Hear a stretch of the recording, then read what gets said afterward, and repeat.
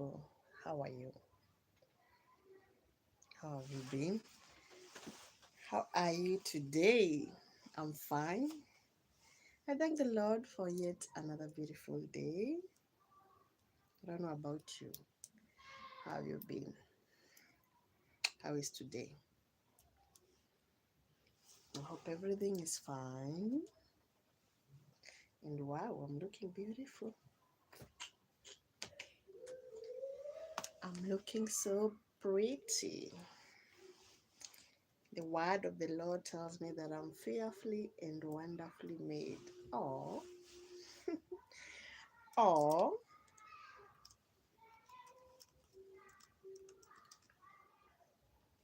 oh. Welcome. So, I was saying the word of the Lord tells me that I'm fearfully and wonderfully made. I'm beautiful. And so are you. How you God doing? How are you? So, today we went for it's closing day here in Kenya. I'm in Kenya. For my followers from the different parts of the world, it was closing day today. So, went to pick my baby from school after they closed. Now I'm back. I said, why not? Why not catch up with some beautiful people? Some beautiful people. Hope you're well. Hope you're well. And as you join the live, don't forget to subscribe to this channel. Yeah, doing well. Love what you're doing. Thank you. I appreciate you. Thank you for also being my viewer, being my subscriber. I appreciate you being here. I appreciate you being here. And I think today we're going to talk about mental health. Our mental health, our mental health, our mental health. As you join the live, don't forget to subscribe to this YouTube channel. It helps me grow. Hi, Wakad, how are you? How is your morning? Okay, I'm in Kenya, so it's morning here. It's 11:35 a.m. I don't know where you are. You can comment by where you are. You tell me where you are so that I can know who I'm talking to and where they are located. I'm in Kenya, 254 in East Africa, for those who are not aware. Yeah, so today we are going to talk about mental health. This is something that most people shy talking about because most people have been affected in one way or another mentally, I being included. It's 9:35 a.m. or p.m. work hard. And where are you? Is it a.m. or p.m.? Because it's here, it's 11:36 a.m. So I believe it should be a.m. also. Are you in Africa? Are you in a different part? So today we're going to talk about mental health. Mental health is, I don't know about you, but personally I've suffered a bit of depression. I've been on antidepressants. Some people say until you go through something, that's when you're going to understand what other people talk about. You can never understand what is depression until you go through it. You can never understand what is uh, not being mentally okay until you go through it. Okay? And as I came here, I said, the word of God reminds me every day that I am fearfully and wonderfully made. And yo, I'm so beautiful. I love telling myself that every day that I am beautiful, I'm fearfully and wonderfully made. And so this should also be your word. Each and every day you tell yourself, oh, I'm fearfully and wonderfully made. I'm beautiful. I'm beautiful. I'm beautiful. I'm beautiful. When you tell that to yourself every day, things are going to change. And as you join this live, don't forget to subscribe to this YouTube channel. It helps me grow. It also helps me reach out to more people. Yeah. So don't forget to subscribe. We are let me see, how many are we? How many Let me see, let me see. I'm short of one person to get to 1560. I'm 1559. One person to subscribe will get to 1560. The word beautiful is an understatement. Oh, really? I'm blushing. By the way, one thing that most people don't know about me is that I am very shy in real life. But I don't know why camera gives me some confidence that I don't feel so shy when looking at the camera. But in real life, ooh, I struggle with looking at people straight to their eyes.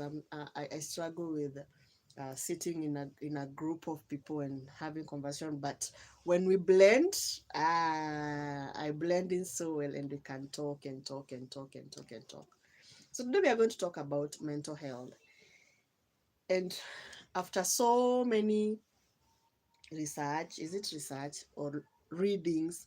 Because this is something that affected me at one point of my life, depression to be specific. So after so many reading, talking to different people, I came to realize that mental health, or having a good mental health, it's very important, because you're able to make wise decisions. You're able to think for yourself. You are not letting people think or decide for you. Okay, as you join this live, please don't forget to subscribe to this YouTube channel. One person less to getting to 1560. Be the 60th person. It helps my channel grow, and it also helps me reach out to more people. So mental health is the state of being well mentally, where you are able to make uh, good decisions. You are able to cope with life without feeling like you're losing it. You are able to also live your life the way you want it to be. You're not struggling, because once you have mental illness, we call depression is a form of mental illness. Stress is also a form of mental illness. So once you have mental illness, or once you're not mentally okay, or once you're mentally unhealthy,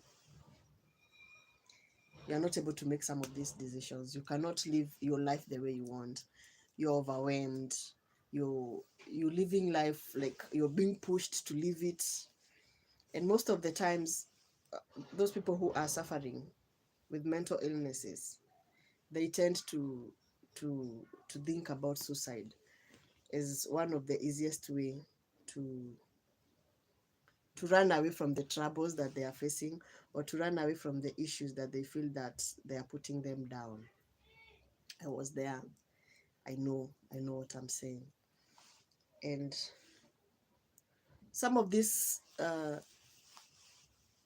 mental illnesses, like depression, I'll talk about what I know. They are caused by some of life situations that we go through. Like, for example, you are in an abusive relationship. uh you you're in debt. You have a sick child, or you have a sick partner, or you have a sick parent, and all of them are depending on you to provide for them. It is easy for you to get depressed or to get stressed. And one of the best way to deal with mental illness, or to one of the best way to making sure you have a good mental health, is talking it out, telling people what you're going through. Not people generally, but looking for someone that you can talk to, looking for someone you can run to and share with them what you're going through. Because not everybody will give you a listening ear. Not everybody will be willing to talk to you. Not everybody will be willing to help you. And by help, I do not mean that they are going to listen to what you're going through. Maybe it's financial situation, and they are going to tell you, here is 100,000, go. So no, sometimes all we need is someone you can talk to, someone you can tell, I'm going through this, and it's affecting me in this way, and I do not know what to do. And then this person will tell you, it is okay, we can find a way of handling this. That's what most of the people that are having this all these issues, they are looking for someone that can tell them it is okay. For me, I only needed someone that I could talk to, but I was so much afraid of sharing what I'm going through, because I had already started making content and acting. I'm a digital creator and I'm also an actress. And so each and every day, people are looking forward to me making them happy, to me making them laugh, because most of the time I do comedy. And most people will be like, "Ah, today you're not making us laugh." And when you meet with people, they are like, "See the way you're always lively, see the way you're always bubbly." But deep down your heart, you're dying. Deep down your soul, it is not okay with you. And it reached a point where all I wanted to do was disappear from the social media, and worst of it was to disappear from the world. And when you get there, it is not easy, because you're thinking, what if tomorrow I don't wake up? What happens? Will I be okay? Will all this that I'm going through come to an end? And the worst thing is when the devil is lying to you that indeed, when you do not wake up tomorrow, your life will be fine. What you're forgetting is you will not wake up. So, what will make your life better? You're already dead. And those are the things that most people struggle with. That's why you find most of the people that suffered depression, they committed suicide. Most of, and those my internet is misbehaving. I will go for shoots during the day. I do not want even the shoots to end. I just want us to continue. I don't want them to end. I'm not having a role at that time. I don't want to go home. I just want to stay there and laugh, because I know when I go home, everything will be okay. Sorry for the noise. I live in an area where it is very close to the road, so the cars, the motorbikes are making noise. So I didn't want to go home, because I knew when I go home I'll be very lonely. It's not that I didn't have people back at home. I had people, but they didn't make sense to me, because they were not people that I could confine with. I was afraid of being judged. And also, when I'm with my friends, I couldn't tell them what I'm going through, because most people will be like, the way you're happy, the way the way we tell people, the way you're happy, you don't look like you can be going through this, the way you are, so I chose to keep it to myself. I didn't want to tell people what I'm going through, because I didn't want to be judged. But at the end of the day, when I will go home, I will take. I survived on omeprazole. We know omeprazole is for ulcers and acidity. I was also on sleeping pills, because I could not sleep. The moment I get home, I could not sleep. So if I was not on sleeping pills, I was taking alcohol. And I was not just taking any alcohol. I was not taking beers, because beers were not making me high. So I was taking this hard stuff, because I really wanted to when I go home I just sleep. I wanted to forget what I'm going through. Yeah. And as each and every day I woke up, I was feeling bad about myself. I was feeling bad about what I'm going through. And it reached a point I found someone that I could talk to. This someone was a stranger. I didn't know them. One of my friends introduced me to this person. And they didn't introduce me to this person knowing that I was going through something. Just introduced me to this person and told me, meet my friend. And one thing I've never told my friend, that my friend who introduced me to that person, is that this person helped me a lot. I never told her, but one day I'll tell her. So, so they introduced me to this person, and I could talk to this person. I didn't know them, but each and every morning, this person could send me a message. How are you today? How are you doing? Because You can be having 100 friends, you can be having 100 relatives, but nobody checks out on you. Okay, you are the one that checks out on people. You are the one that calls people, asks them how they are. You're the one that sends that message, especially if you are this bubbly person. That's the problem of being always happy. You're the only one who always checks out on people. You're the only one who notices that my friend is going through something, so I need to call them, I need to text them. So I was that person. I had fans coming to my inbox on TikTok, on Facebook, on Instagram, asking me, I'm going through this, what can I do?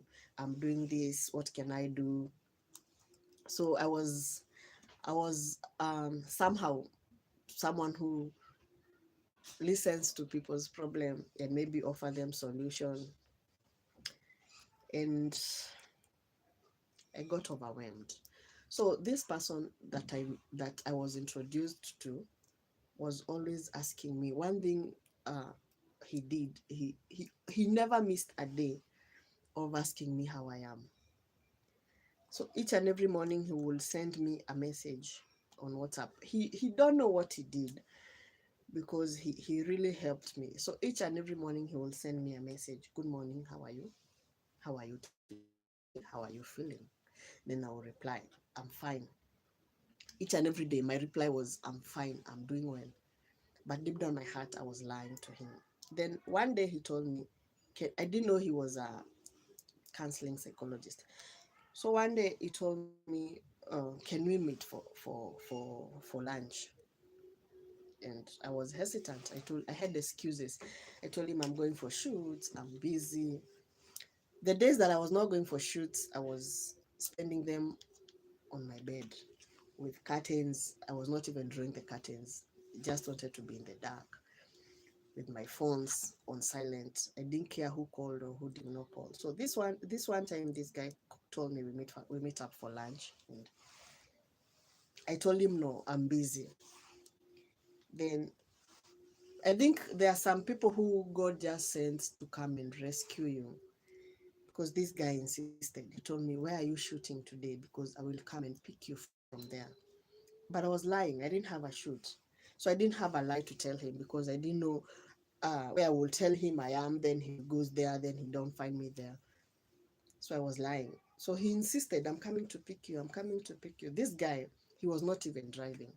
So he was telling me, I'm going to take an Uber and come and pick you where you are. So I realized if I lied, he would spend money, go to a place where I'm not. And then, so I told him the truth. I told him, I'm in the house.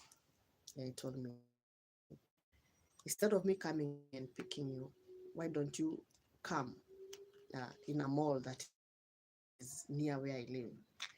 He told me, I'm getting from the office right now. I'll meet you at this mall. Then I told him, okay, it's fine.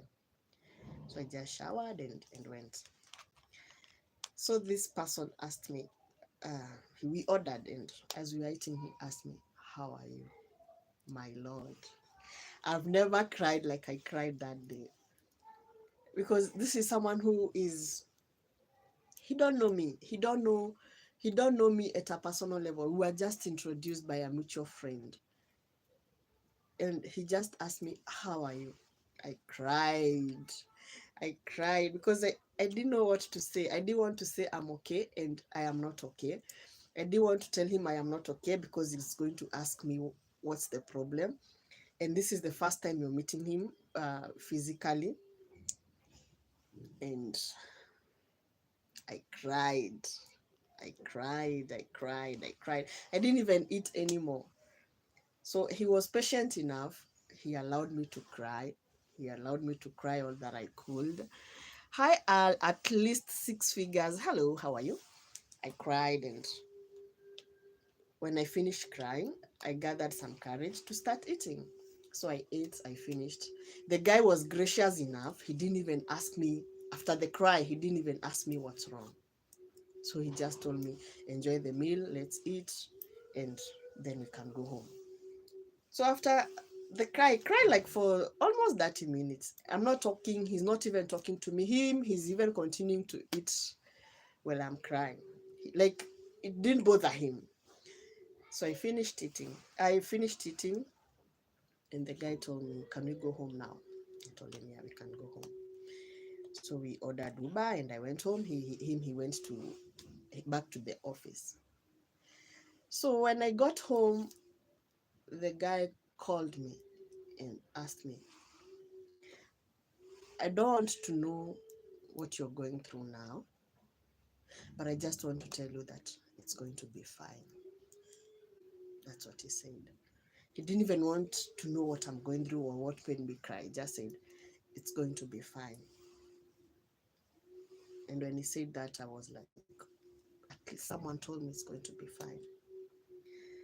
So that day I was okay. It was on a Thursday. On a Friday, on a Saturday, I had a shoot. So I went for the shoot. It was all fun. Uh, Anytime I went to the shoots and to meet other people, it was all fun because at least I was running away from my troubles, or was it my sorrows, whatever I was running away from. And I really enjoyed the shooting. I gave my best. In fact, the people that I was shooting with, the content that I've created, it is one of the best content. The shooting that we did, the videos that we did, even my producer always tell me it was one of the best shoots that we did. And that time I was doing this shoot, I was at my lowest. I was at my lowest. So this person that we talked to, we stayed like for days. He was not even, but he continued to tell me, "How are you?" But we were not even meeting anymore.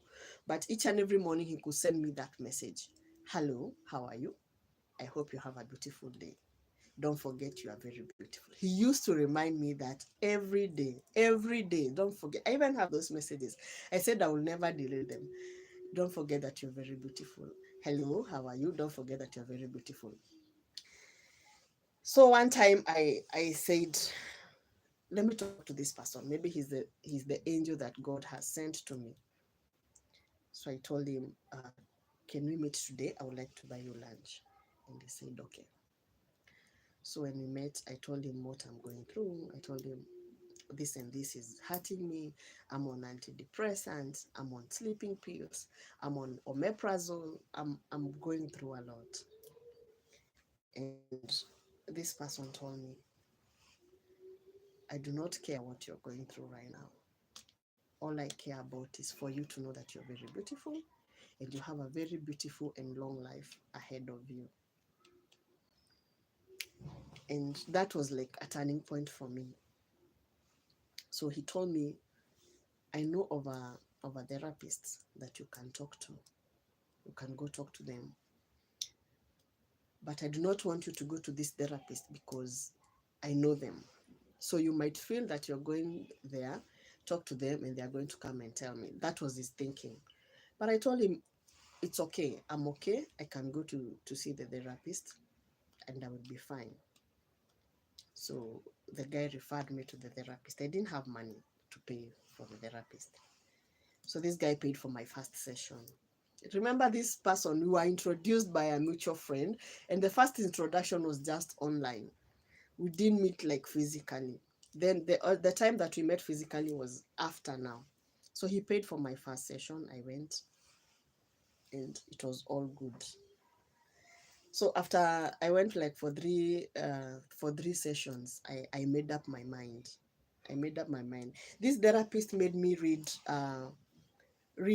something that said, the moment you realize that loving yourself is the best thing, you're going to stop loving everybody else and you're going to focus on yourself. So I decided that why not love myself? Because this guy, the therapist always reminded me that there will be no other me, and if I died today, the person that people look at and laugh, they'll never see them again. If I died today, all those people that wish to see me grow, wish to see me become successful, they'll never see me again. So that changed my mind and all the thoughts that I had.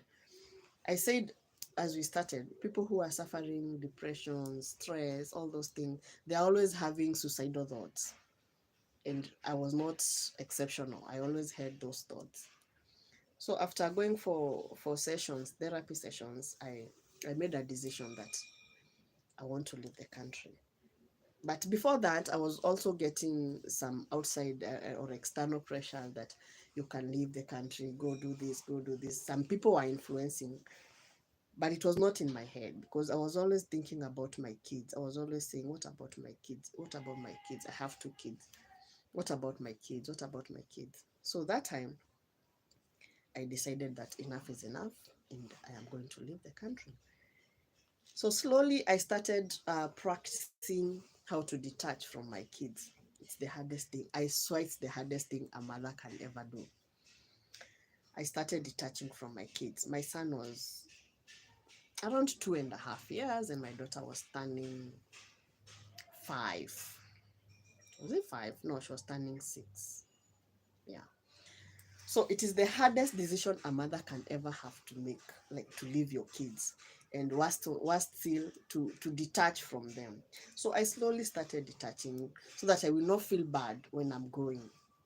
So I started detaching slowly. You're telling yourself, I can go and live without my kids, and my kids are going to live without me for this period of time. I would pray and tell God, please give me strength, please give my kids strength. And that is when I decided to leave the country.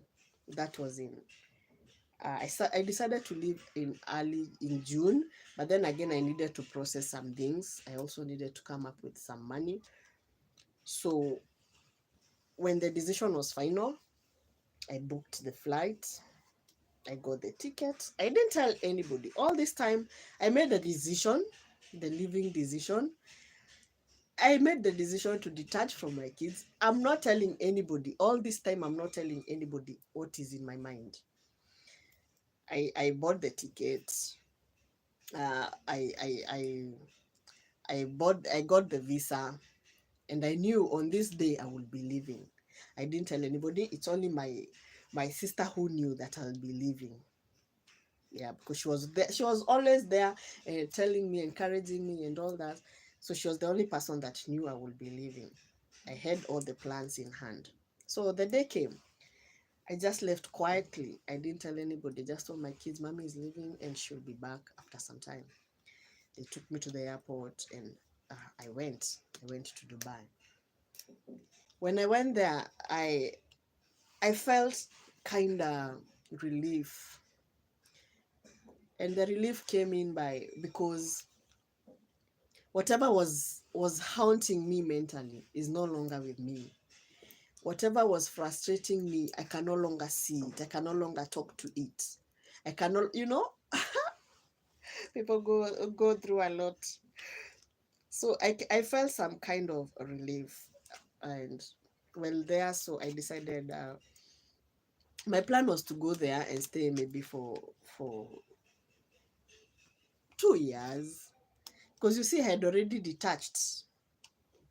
So I wanted to stay for 2 years or 3 years. So in my head I was saying, oh, when I stay here I will find a job. Then when I get my break I go back home, see my kids, then come back. So I stayed like for a month. And I got a job. I stayed. I only tarmacked for 1 month and I got a job. It was not tarmacking per se, but in Dubai, you don't just go in. If you don't go with an agent, it's not easy to just go and get a job. But God was gracious enough. I got a job. I think after around 3 weeks, I got a job and I went. So when I went to work, it became worse. It became worse for me now, mentally. You're working, you cannot see your kids, but I used to call them every day. But there is something that will haunt you every day, asking you, are you okay? Are you a mother enough? So I tripped back. Remember this time when I was going to Dubai, I had stopped taking the antidepressants, but I was on omeprazole still because the acidity was too high. The ulcers were still paining. And I was still on the sleeping pills. I could not sleep. I could not sleep without taking either I take sleeping pills or I take alcohol. And the worst part is in Dubai there is a lot of alcohol to take. So and since the work, you cannot go to work when you're high. So when I'm working, I will take the sleeping pills at night. Then when I'm on off, I'll take alcohol. So when I tripped back now, I started getting anxiety attacks. I started panicking. And I didn't want even mornings to come. I just wanted to sleep. So there I had made friends. So a colleague referred me to a therapist. We used to do online therapy. And it was the best thing that I ever did, because it turned me now to who I am. I did this therapy with that guy, with the guy in Kenya, and I did with a lady. She was called Annabelle in UAE. She was so nice. She was Cameroonian, and honestly, I can credit what I am now to those two people, to those two, because especially Annabelle, she really, really, really built my confidence. She changed me mentally. And one thing that she made me do, she made me throw away the sleeping pills, the omeprazole, and the antidepressants. She told me you don't need them. You just need to love yourself. And you just need to live one day at a time. Instead of taking omeprazole, take lots of fruits, take this, take this, take this. And she really, really, really helped me. Annabelle, wherever you are, may God bless you, because you turned me into a person that I never knew I would be one day. And each and every time we went for a session, she would ask me, how are you feeling today? Do you love yourself enough? Can you take rejection? Can you do all those things? And slowly, it took me around from October, from from early November to around March. So November, December, Jan, Feb, March, around 4 months to now almost heal and become better. All this time I'm going through therapy, I'm going through all these things. Nobody knows. I didn't tell anybody. Even I know even some of my friends are going to hear about this on this live. I didn't tell anybody what I'm going through. This is in UAE. I've already found a job. I'm living far from my friends. I'm living in a company's accommodation. So nobody I'm talking to. I'm just talking to the colleagues or the new friends that I've made there. And I went through the therapy all alone.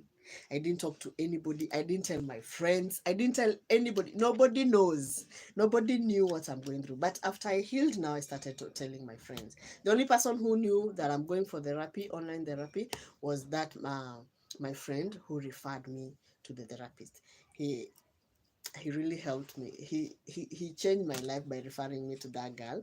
And that girl, she really, really, really changed my life. So to cut long story short, I healed.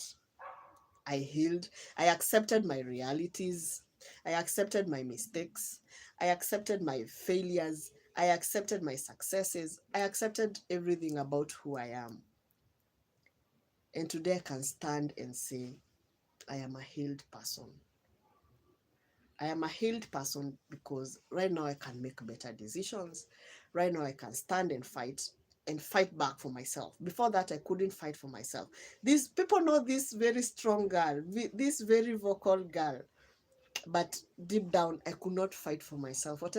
Someone told me, okay, whatever someone told me, or the controller, or the person who used to control my life, or the people that I had given the leeway to control my life, anything they could say, I could say yes. But now I can stand and say no. I don't think it should be done like this. I don't think it should, I've grown, I've matured, I've become the better version of myself, and I cannot wait to see where I'm going. I cannot wait to see where this now brave girl, matured girl is going, where life is going to take her. And now I'm more excited to even talk to people who are going through mental issues, who think that it is the end of the world after this, after a breakup, after a separation, after a marriage gone wrong, or you're living with a narcissist partner, or you're living with a narcissist or a toxic parent, or you're living with siblings who do not even give you peace. I will tell you, like my friend told me, one day it's going to be better. It's going to get better. One day you'll not even remember all these things. And true. So as I thought I'm going to stay in UAE for 2 years, each day, each and every day, as I healed, I could talk to my children, and I would realize, whoa, these kids really needs their mom. Because my son, remember I had left my son when he was only 2.5, but they, as much as they needed their mom, they needed a sane mom. That was what was consoling me every day. As much as my children needs a mom, they need a sane and a sober mom. Not a mom who is having health, emotional, she's not okay emotionally, she's not okay mentally, she's not okay physically. People think I'm okay, but I'm not okay. And the feelings and emotions are helter-skelter everywhere. It's even so easy to harm your child. You can even beat them and harm them without knowing, because you're considering them as a disturbance. Someone is telling you, "Mom, help me with homework." Your head is not even there. So each and every day I would tell myself, as much as my children need their mother, they need a sane mother, and they need a healthy mother. So each and every day, as much as I will feel bad that I left them, I will console myself that I am okay. My children are okay, and everything is going to be okay. And as much as I wanted to stay for 2 years, I didn't stay for 2 years. Something happened in between the job and all that. I had to stop working.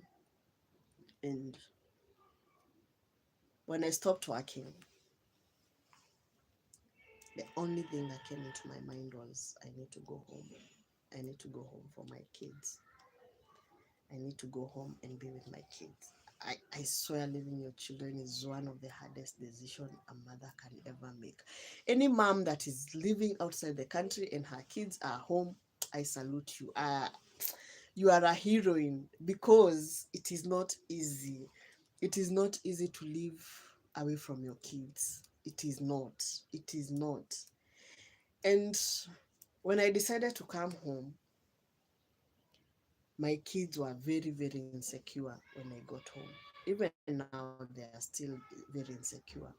They think I would leave and not come back again. So one time I was having this discussion with my daughter. When I came back in September. So when I came back, so my daughter was asking me, "Mom, why did you stay for long? You said you would not stay for long." I told them I was working. I was trying to get money to make our lives better.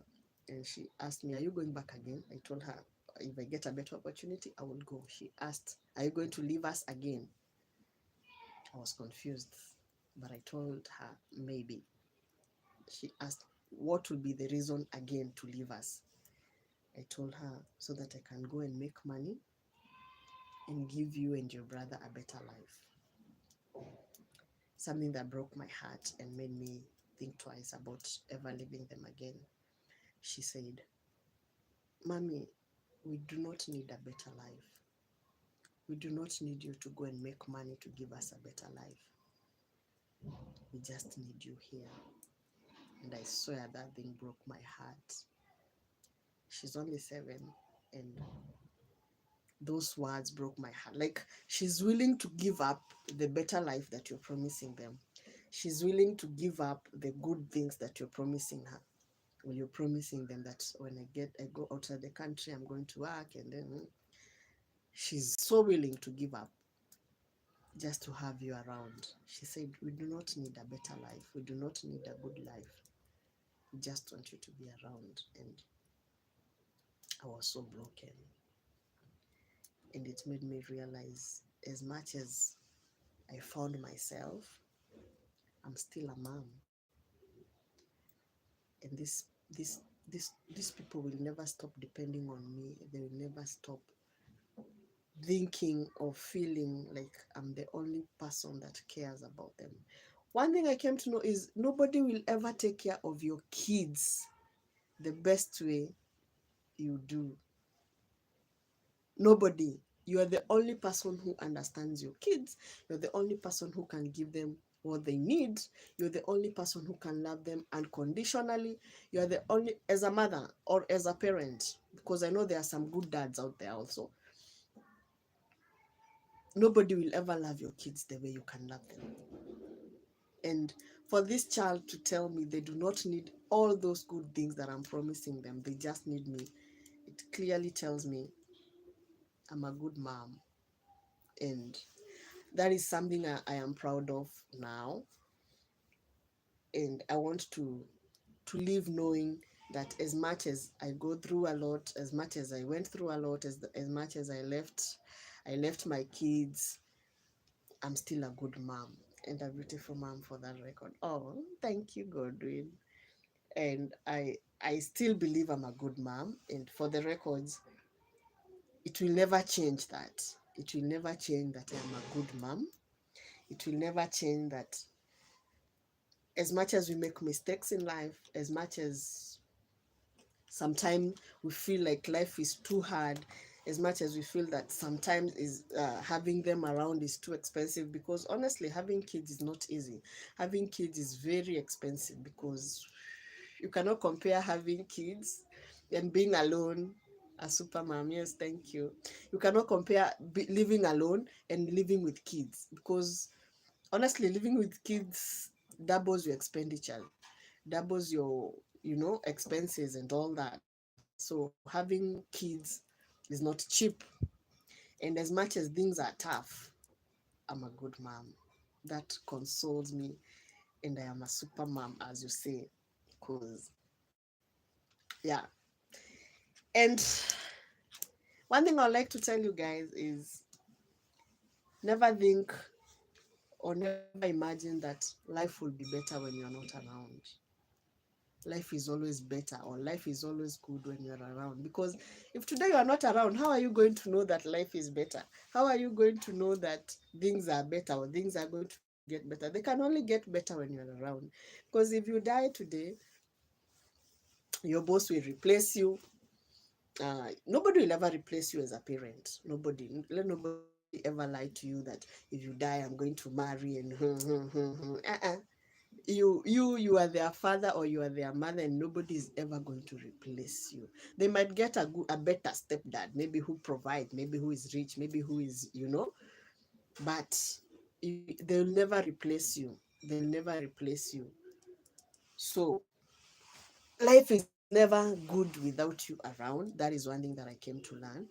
And also it is important to love yourself. I really, really, really struggled to pick up myself from the holes, from the pits where life had thrown me. And most people are now asking me, why did you leave? You became dormant. If you didn't leave, you would be at this level, you'll be doing this, you'll be doing this. And my answer to them is, as much as my brand maybe stopped growing, because I went silent everywhere. I didn't post videos, I didn't do content, the actress part stopped, I didn't act. So my brand slowly died, and it died for 1 year and 2 months.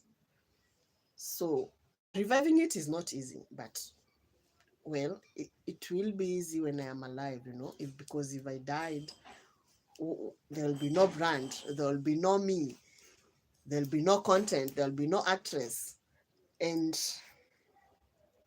one thing that each and every person that asks me, why do you leave? Well, the way the internet is misbehaving, why?